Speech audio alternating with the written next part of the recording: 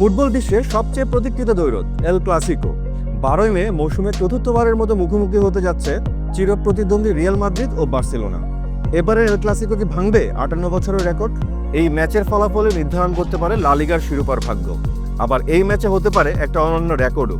1960 থেকে 67 সাল পর্যন্ত অনুষ্ঠিত 17টি ম্যাচের প্রতিটিতেই নির্ধারিত সময়ে গোল হয়েছিল। 2020 থেকে 2025 সালের কোপা ডেল রে ফাইনাল পর্যন্ত হওয়া 17টি ম্যাচে নির্ধারিত সময়ের গোল সেই রেকর্ড স্পর্শ করেছে। 12 মে অনুষ্ঠিত এল ক্লাসিকোতে যদি নির্ধারিত সময়ে গোল হয় তবে ভাঙবে 58 বছরের রেকর্ড। এতে গেল রেকর্ডের কথা। এবার আসি ম্যাচে। লা লিগার শীর্ষে থাকা বার্সেলোনা এই ম্যাচে 4 পয়েন্টের লিড নিয়ে মাঠে নামবে। এই ম্যাচ জিতলে কার্যত লিগ তাদেরই হয়ে যাবে এবং ড্র করলেও বার্সা স্পষ্ট ফেভারিট থাকবে শিরোপা জয়ের দৌড়ে।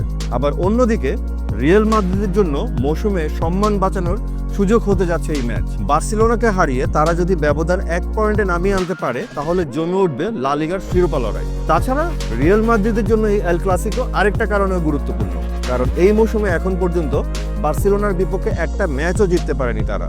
কিন্তু পরিস্থিতি এমন যে দলটার এল ক্লাসিকোর প্রস্তুতির চাইতেও বেশি আলোচনা বর্তমান কোচ কার্লো আনচেলত্তির ভবিষ্যৎ নিয়ে। এই এল ক্লাসিকোতে রিয়াল মাদ্রিদের দুশ্চিন্তা অবশ্য আরও একটা থাকছে, তাদের রক্ষণভাগ। Dani Carvajal, Militao, Rudiger, Alaba, Mendy, Camavinga সবাই বাইরে। আর তাই ভরসা বেলিংহাম, ভিনিসিয়াস জুনিয়র, কিলিয়ান এমবাপ্পেরা কেমন খেলে তার উপরে। কিন্তু হ্যান্সি ফ্লিকের হাইল্যান্ড ফুটবল ট্যাকটিক্সের অফসাইড ট্র্যাপ বিট করে কিভাবে গোল করবে আনচেলত্তির শিষ্যরা সেটাও আলোচনার বিষয় ফুটবল ভক্তদের মাঝে।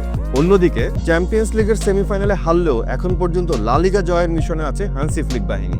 ইতিমধ্যেই এই মৌসুমে লিগের ম্যাচে রিয়াল মাদ্রিদকে সান্তিয়াগো বার্নাব্যুতেই 4-0 গোলে হারিয়েছিল লামিন ইয়ামালরা। এরপর স্প্যানিশ সুপার কাপ ও কোপা ডেল রে ফাইনালেও জয় পেয়েছে বার্সেলোনা। আবার এই ম্যাচে বার্সেলোনার জন্য থাকছে সুসংবাদও। ইনজুরির কারণে সাম্প্রতিক সময়ের ম্যাচগুলো মিস করলেও বালদে এই সপ্তাহে অনুশীলন করেছেন। রিয়াল মাদ্রিদের বিপক্ষে শুরুর একাদশে সুযোগ পেতে পারেন লেভানডোভস্কিও। এই ম্যাচে এই দুইজনের একাদশে ফিরে আসা নিশ্চিতভাবে বার্সেলোনাকে শক্তিশালী করবে ভাঙাচোরা রিয়াল মাদ্রিদের ডিফেন্সের বিপক্ষে। তবে বার্সেলোনা জুলস কুন্ডেকে পাবে না এই ম্যাচে। তার ইনজুরিতে কুবার্সিরা সামলাবেন ডিফেন্স। ইন্টার মিলানের বিপক্ষে দুর্দান্ত খেলেও চ্যাম্পিয়ন্স লিগের ম্যাচে হেরে যাওয়া বার্সেলোনা কিভাবে ঘুরে দাঁড়ায় সেটা দেখার অপেক্ষায় ফুটবল বিশ্ব। ফুটবলের মঞ্চে এল ক্লাসিকো মানেই ভিন্ন এক প্রতিদ্বন্দ্বিতা। আর এবারের এল ক্লাসিকো শুধুমাত্র একটি ম্যাচ নয়, এটি লা লিগার শিরোপার জন্য একটি নির্ধারক লড়াই। বার্সেলোনা জয় পেলে শিরোপা প্রায় নিশ্চিত, আর রিয়াল মাদ্রিদ জয় পেলে শিরোপার লড়াই নেবে নতুন মোড়।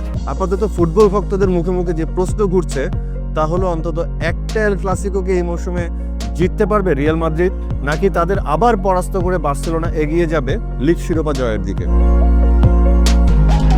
ফুটবল দুনিয়ায় এল ক্লাসিকো মানেই ভিন্ন এক প্রতিদ্বন্দ্বিতা, আর সেই দ্বৈরথের অপেক্ষায় ফুটবল বিশ্ব।